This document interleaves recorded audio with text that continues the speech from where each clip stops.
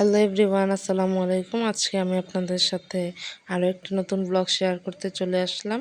তো সেদিন সকালবেলা উঠে আমাদের গাছে কিছু সবজি হয়েছিল, সেগুলো আমি দেখে নিচ্ছিলাম। যেহেতু আমাদের বাসার সাইডে খুব ছোট্ট একটি জায়গা আছে, সেখানে আমার মা কিছু গাছ লাগিয়েছিল, সবজি গাছ। সেটাই আমি দেখছিলাম, খুব সুন্দর প্রাণবন্ত হয়েছে এবং সবজি এসেছে। তারপর আমি ঘরে এসে পড়াশোনা করে নিচ্ছিলাম, যেহেতু আমার সামনে ফাইনাল এক্সাম। আমার এক্সামের আর বেশি দিন বাকি নেই, কিন্তু আমার পড়া এখনও অনেক বাকি, তাই আমি একটু পড়ে নিচ্ছিলাম। তারপর আমি চলে গেলাম আমাদের গাছ থেকে আম পাড়ার জন্য। আমাদের গাছে কিছু আম হয়েছিল। আমার ভাই এত গরমের মধ্যে বলছিল যে একটু আমের জুস খেতে পারলে ভালো লাগতো, তো আমি আর দেরি না করে তার জন্য আমের জুস বানিয়ে ফেললাম।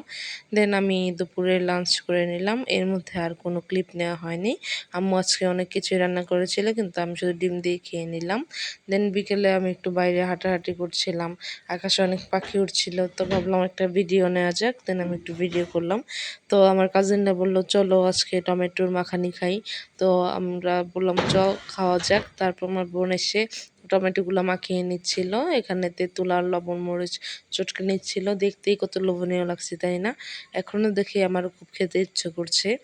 এই যে এটা হচ্ছে আমাদের তেঁতুলের মাখানে, আমরা সবাই একসাথে মিলে খেয়ে নিলাম, খুব মজা হয়েছিল। আমার এখন দেখে আর খেতে ইচ্ছা করছে। দেন আমরা হচ্ছে সন্ধ্যায় বাসায় এসে আমি একটু সেমাই রান্না করে নিলাম। এটা কিন্তু আমাদের নিজস্ব গরুর দুধ দিয়ে রান্না করা।